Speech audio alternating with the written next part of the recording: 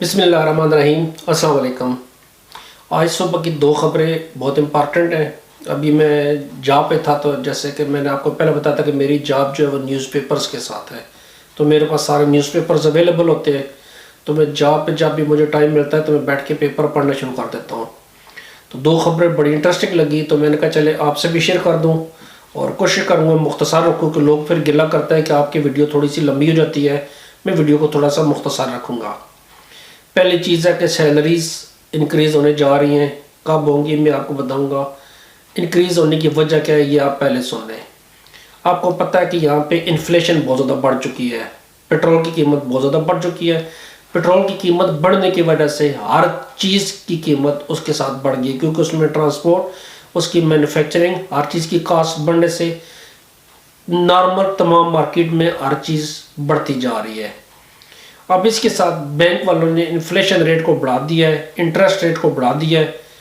अब इन्फ्लेशन को काबू करने के लिए जब बैंक इंटरेस्ट रेट बढ़ाता है तो इसका असर लाजमी सब सार्फिन पे पड़ता है। मैं आपको अपना ज़ाती तजर्बा बताऊं, मैं अपने मकान की कीमत 5,000 करोड़ पर मंथ दे रहा था। अब उसी मकान की कीमत किस्त में जो दे रहा हूँ बैंक को, वो मैं 12,000 करोड़ पर मंथ दे रहा हूँ। तो आप हिसाब कर लें कि इन्फ्लेशन बढ़ने से जब इंटरेस्ट बढ़ा है तो मकानों की किस्तें कितनी ऊपर चली गई हैं। तो ये वक्त बड़ा टाइट वक्त है, इस वक्त सबके लिए टाइट वक्त है कि लोगों का गुजारा होना मुश्किल हो रहा है। तो जितनी भी यूनियंस हैं यहाँ पे स्वीडन के अंदर, जो मेन इंपॉर्टेंट 4 या 5 यूनियंस हैं, मैं एक छोटी यूनियन का एक मेंबर हूँ। सब यूनियन वालों ने मिलकर इत्तेहाद करके इंडस्ट्री वालों के साथ, कंपनीज वालों के साथ बात की है कि उनकी सैलरीज बढ़ाई जाए एम्प्लॉइज़ की। अब एम्प्लॉइज़ की सैलरी कितनी बढ़ाई जाए? जो सारी यूनियन है, एक यूनियन को छोड़ के, वो कहते हैं जी कि 4.4% आपकी सैलरी इंक्रीज़ होनी चाहिए। जबकि एक यूनियन जो ट्रांसपोर्ट यूनियन है उसने कहा जी 4.4% कुछ भी नहीं है, इनकी सैलरी कम से कम 5 से लेकर 7% तक बढ़ाई जाए। अब जब आपस में इनके मुज़ाकरात हुए तो जो कंपनियों के नुमाइंदों ने, उन्होंने कहा जी कि हम आपको एक ऑफ़र देते हैं, इस ऑफ़र के मुताबिक आप सबकी सैलरी, जितने भी काम करने वाले हैं उनकी सैलरी 2% बढ़ा देते हैं बेसिक्स पे, प्लस उनको 3,000 एक लमसम अमाउंट भी एक दफ़ा दे देंगे।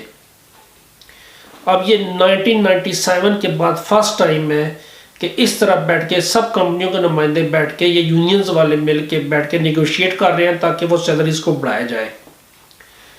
यूनियन वाले मान नहीं रहे। बाकी जो 4.4 यूनियन वाले कह रहे थे वो शायद 3 पे राज़ी हो जाएं। जो ट्रांसपोर्ट यूनियन है वो जो कह रहे थे 5 से लेकर 7% तक बढ़ाया जाए, मुमकिन है वो थोड़ा सा रेजिस्ट और करें। लेकिन उम्मीद है कि 3% सैलरी जो नज़र आ रहा है इस वक्त वो बढ़ जाएगी सबकी। कब बढ़ेगी ये मुज़ाकरात कामयाब होने तक की बात है कि कब कामयाब होते हैं। जो एस्टीमेट है वो तकरीबन अप्रैल या मई में जाके आप सबकी सैलरी बढ़ सकती है। यानी आप अप्रैल या मई तक सैलरी का 3% इंक्रीज़ होना, आप अंदाज़ा लगा लें कि इतना इसके अराउंड अबाउट हो जाएगा। जो दूसरी इम्पॉर्टेंट ख़बर है, जो मैं इनका अखबार है, इंडस्ट्री वालों का अखबार है, उसको पढ़ रहा था, तो इंडस्ट्री वालों को जो इमिग्रेशन की वफाकी वज़ीर है मारिया मालमर, जिसके मतलब मैंने पिछली वीडियो में बताया कि उसकी हर प्रेस कॉन्फ्रेंस में एक नई चीज़ बयान होता है और वो अपने पिछले मौक़िफ़ से पीछे हट रही होती हैं। आज उन्होंने कहा है, इंडस्ट्री वाले से बात की, इंडस्ट्री वालों के साथ रोनर हुआ है भाई, जो आप बंदे हमें क्वालिफाइड बंदे बाहर से मंगाते थे, आपके जो माइग्रेशन वाले हैं ये इतना लेट कर रहे हैं काम को कि बंदे बाहर मंगवाने में 2-2 साल लग रहे हैं।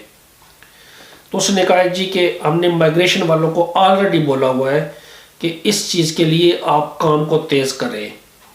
आप न सिर्फ बाहर से बंदे मंगवाने के लिए काम को तेज़ करें, बल्कि जो लोग यहाँ पे रह रहे हैं, जिनके पेपर प्रोसेसिंग में टाइम लगा, उसको भी काम को तेज़ किया जाए। माइग्रेशन वालों ने इमिग्रेशन के वज़ीर को जवाब दिया। उन्होंने बोला जी हम जो बंदे बाहर से आ रहे हैं वो वाकई उनका काम लेट हो रहा था, 2-2 साल लग रहे थे, उनके लिए हमने एक स्पेशल यूनिट कायम करने जा रहे हैं ताकि जो स्पेशल यूनिट है ये सिर्फ इस काम के लिए हो, ताकि इंडस्ट्री वालों को जो भी क्वालिफाइड वर्कर बाहर से चाहिए, ख्वाह वो IT में हो, इंजीनियरिंग में हो या किसी भी चीज़ में हो, इसमें छोटे लेवल या बड़े लेवल की बात नहीं है। सारे लोग जो भी क्वालिफाइड हैं, जिनके पास स्किल्ड लोग ان کو آپ اسکلڈ ورکر کہہ سکتے ہیں، ان لوگوں کے لیے ایک پرائرٹی بیس پہ کام ہوگا، جس کو انڈسٹری والے کہیں گے یا کوئی کمپنی کسی بندے کو باہر سے بلانا چاہے گی، بجائے 2 سال لگنے کے وہ شاید دنوں یا 1-2 مہینوں کے اندر اس کا پروسیس کمپلیٹ ہو جائے گا۔ گورنمنٹ کی کوشش ہے کہ اس کو پرائرٹی بیس پہ کر کے دنوں کے حساب سے بندوں کو باہر بلایا جائے۔ جب ایک اخبار نویس سے پوچھا ماریا سے کہ آپ تو کہتی تھی کہ آپ امیگریشن کو روکنے جا رہی ہیں، تو انہوں نے کہا جی کہ ہم اس کو چینج کر رہے ہیں، بیسک نیچر چینج کر رہے ہیں۔ اب جب بیسک نیچر چینج کرنے کی بات ہے، یہ میرا اسسمنٹ ہے، یہ چیز ورڈنگ اس کی بات کی ورڈنگ اس کی نہیں ہے۔ جب basic assessment basic nature change کرنے کی بات ہے، اس کا مطلب ہے کہ یہ ایک پیراڈائم شفٹ ہے۔ اس کو ہم کیسے کہہ سکتے ہیں کہ پہلے جو لوگ انلیگل آتے تھے، اب گورنمنٹ لیگلی طور پر لوگوں کو باہر لانا چاہ رہی ہے۔ اس کا مطلب ہے آنے والا وقت میں یہ بھی ہو سکتا ہے کہ یہ پوائنٹ بیس امیگریشن بنائے، جس طرح کینیڈا میں ہے، آسٹریلیا میں ہے، نیوزی لینڈ میں ہے، انگلینڈ والے کرنے جا رہے ہیں۔ اس پوائنٹ بیس امیگریشن کے ساتھ کوالیفائڈ لوگ سارے سویڈن کے اندر ایزیلی آئے۔ تو اس کا مطلب ہے ایک شخص جو پاکستان یا انڈیا میں بیٹھا ہوا ہے یا بنگلہ دیش میں بیٹھا ہوا ہے، وہ آرام سے پاکستان سے بیٹھ کے اپلائی کرے گا، اس کو یہاں پہ جاب ملے گی، اور جاب لے کے وہ یہاں پہ ویزا لے کے ایزیلی آ جائے گا، بجائے اس کی کہ لوگ جو پہلے اپلائی کرتے تھے ان کو جاب ملتی تھی اور ویزا پروسیسنگ میں 1.5-2 سال لگ رہے تھے، اب وہ دنوں کا کام ہو جائے گا۔